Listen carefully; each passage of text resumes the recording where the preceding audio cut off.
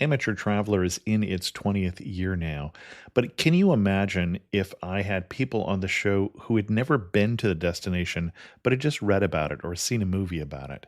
That wouldn't make any sense at all, and you wouldn't listen. We all know how important it is to receive advice from people who know a destination to get the most authentic local experience. And a great option for experiencing this is Explore Worldwide and their authentic small group adventures, led by local tour leaders, perfect for solo travelers who want to meet like minded people with a desire for adventure. I'm often an independent traveler, but two of my last three trips were with small group tours because they organize everything and it's a lot easier.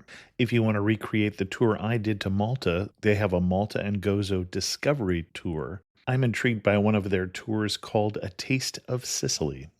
The company again is Explore Worldwide, and visit exploreworldwide.com to learn more. And thanks to Explore Worldwide for sponsoring this episode of Amateur Traveler. The nights are long, the days are short, and the weather is chilly to downright cold, depending on where you are. It's a good time to slip into a Quince iconic Mongolian cashmere sweaters, which start at only $50. You can treat yourself to everyday luxury at an affordable price with Quince. If you really want to dive into luxury, you can check out their leather handbags, washable silk shirts, and European linen sheet sets. Whatever you're looking for at Quince, all the prices are 50 to 80% less than similar brands, and they do that by partnering directly with top factories and cutting out the middleman. They only work with factories that use safe, ethical, and responsible manufacturing processes. And of course, they use premium fabrics and finishes for that luxury feel in every piece. But you've already heard me rave about my Quince travel pants. Treat yourself this winter without the luxury price tag. Go to quince.com/traveler for 365-day returns plus free shipping on your order. That's QUINCE.com/traveler to get free shipping and 365-day returns. Quince.com/traveler. And thanks to Quince for sponsoring this episode of Amateur Traveler. This episode of The Amateur Traveler is brought to you by Audible. Please visit audiblepodcast.com/traveler for your free audiobook download. I got my bags packed, I'm on a roll. I'm heading out there and I'm ready to go. I'm looking real good in my passport photo. Amateur Traveler, episode 181. Today on the Amateur Traveler, we talk about resorts, cruise ships, hikes, and beautiful beaches as we go to the Virgin Islands.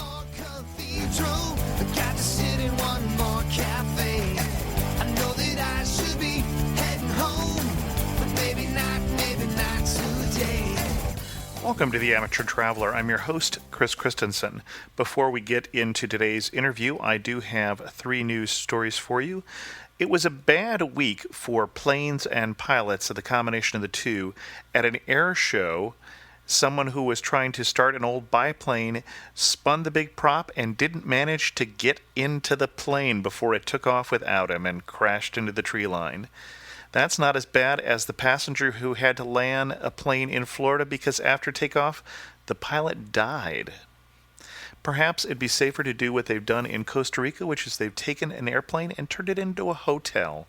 Check out links to all three of those stories and other stories in the show notes at amateurtraveler.com. Before we get into this week's interview, I want to thank our sponsor, which is audible.com. Audible.com is the internet's leading provider in spoken audio entertainment with over 50,000 titles to choose from. You can sign up for a free trial today and get your free downloadable audiobook by going to audiblepodcast.com/traveler. The book that I just ordered is a business book called The Clue Train Manifesto about the future of business. Get your free book again at audiblepodcast.com/traveler. I'd like to welcome to the show Harry Pariser, who's come to talk to us about the Virgin Islands. Harry, welcome to the show. Thank you, Chris. Thanks for the opportunity to be on your show once more.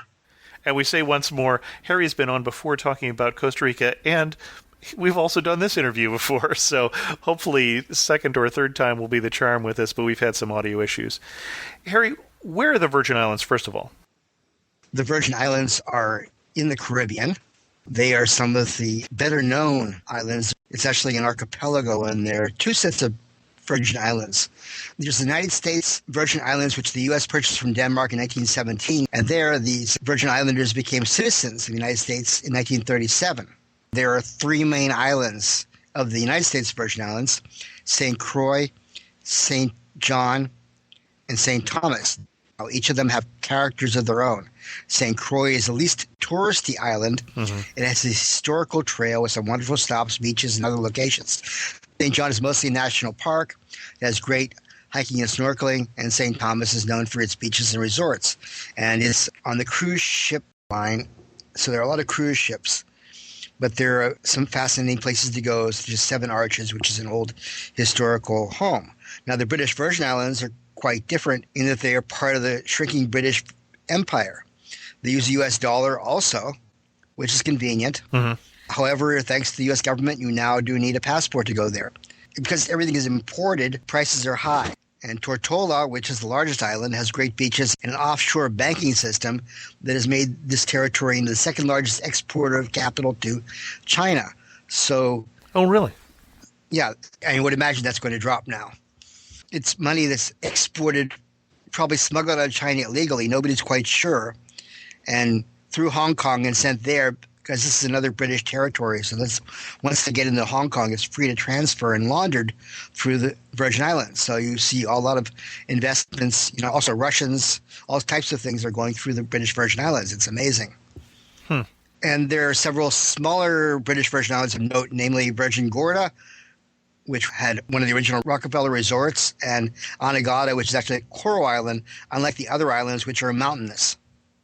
And I said that Harry was talking to Virgin Islands. We didn't mention, and we probably should, that you've just come out with a guidebook for the Virgin Islands.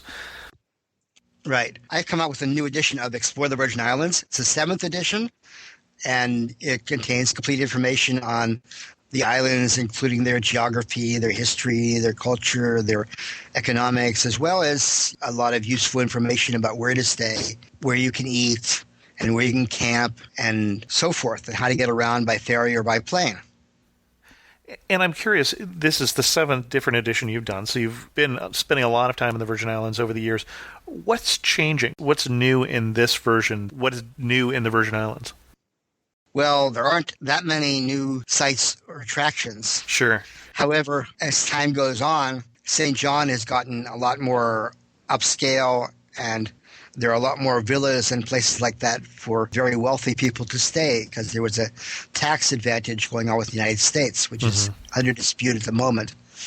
And they could establish residence and create this business of renting out their villa. But I wouldn't say that there's a lot that's changed. Mostly restaurants open and close. Sure. And hotels do too, and change ownership. Do you find the style of the travel in the Virgin Islands is pretty much the same? And who are the kind of people who should go to the Virgin Islands? What type of travel is it?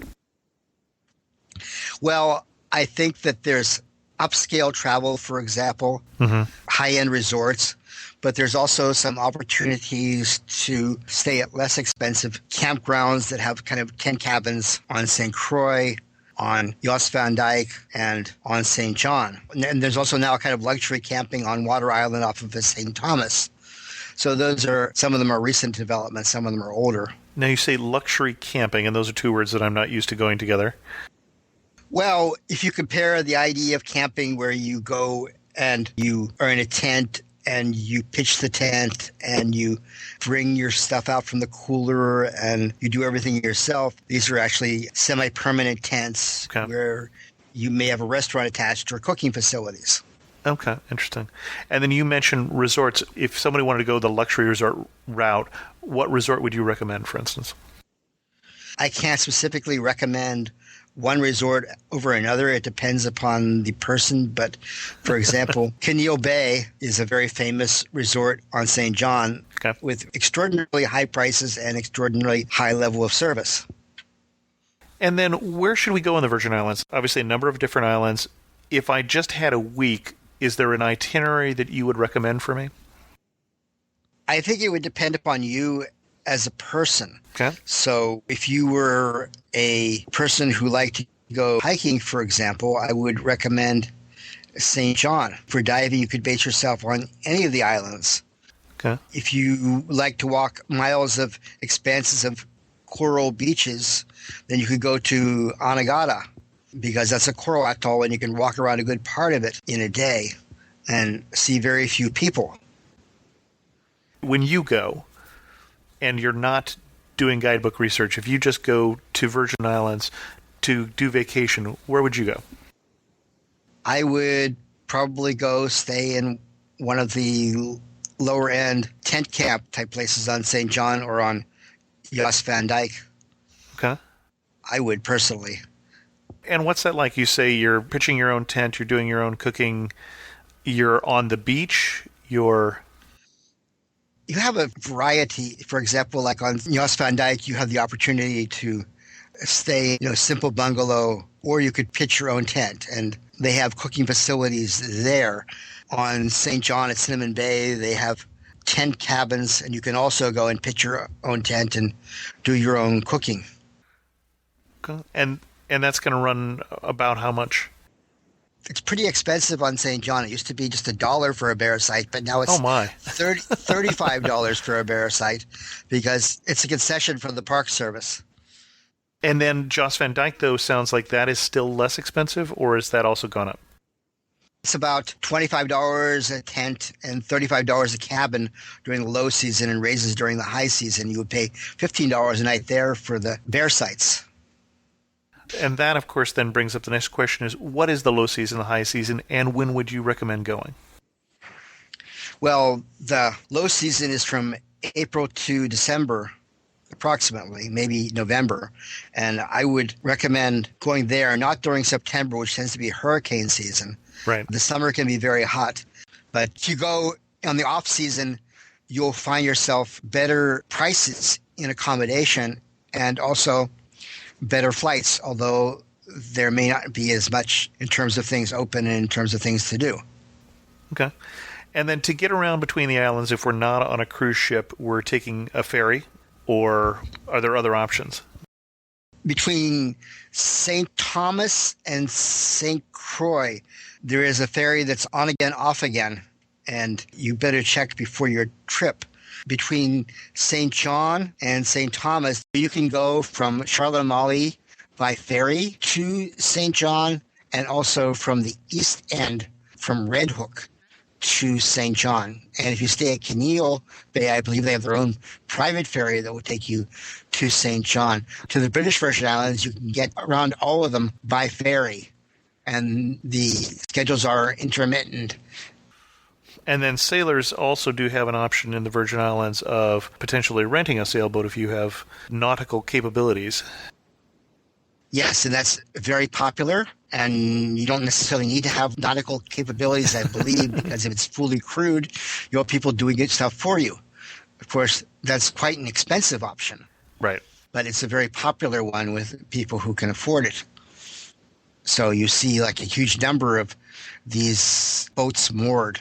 In fact, I even saw the boat belonging to Larry Ellison once. Okay. The president of Oracle. But fortunately, I didn't see Larry Ellison. What's the best day you've had on the Virgin Islands? I can't really give you one specific day, but I think a really nice day trip on St. John that I've enjoyed is to go down the Reef Bay Trail. Okay. And there are some old plantations along this trail, and you could take the bus. The bus will drop you off right by the trailhead, and then you can walk back again the other way. That's a really nice way to spend time, and there's very few people generally hiking that trail by themselves. Okay. Favorite beach? I would say that I don't have one favorite beach. The beach that I'm on at the time, perhaps, the famous beach in the Virgin Islands is Trunk Bay, which is on the cover of the 7th edition of Explore the Virgin Islands. Mm-hmm. And I would say probably if I had to say my favorite beach in the Virgin Islands, I'd go for the baths at Virgin Gorda in the British Virgin Islands. Yes. Going there, you probably know why I'm saying that too. Right, because that is a national park, and there's a series of boulders, and you can climb through the boulders, and people go snorkeling, and It's on every British Virgin Islands tourist brochure there is. Exactly. Yeah, even just getting to the beach as you're climbing through these caves made by the boulders is itself an adventure. What's one surprise I would have if I go to the Virgin Islands and I'd never been there before? Well, you might be surprised to find that the people are mostly black. And for people not used to that, that might be a shock. And you might be surprised that things are not cheaper than where you're from. You might be surprised that things don't always work on the time schedule that you would like them to work at because things happen at their own pace there. Okay. What do most tourists miss when they go to the Virgin Islands? What should everybody do that most people don't do? A lot of people tend to run around too much. Okay. I think that you should try to confine yourself to a certain geographic range. Don't try to see 3 islands in a week. I think it's worthwhile to spend time just hanging out, or as they call it in Barbados, liming. Liming? Limin. Huh. In Barbados. Don't ask me why. Okay. In general, I think that a lot of people don't go, for example, to some of the smaller museums and sites and things like that, and those are worthwhile. Or say to Sage Hill National Park on Tortola, which is a nice little national park, or climb Virgin Gorda Peak. So there are a lot of opportunities for things that are off the beaten track a bit. And it's better not to have a schedule and just be open to experience. Okay. And you mentioned national parks. The other one that's probably worth mentioning is Buck Island and the underwater American National Park there. That's someplace we did when we were in the Virgin Islands. We did a cruise in the Virgin Islands, unfortunately on a cruise line Windjammer barefoot cruises that are no longer available because that's a sailing ship cruise rather than the big boat cruise. What should you eat when you're there? What's Virgin Island cuisine?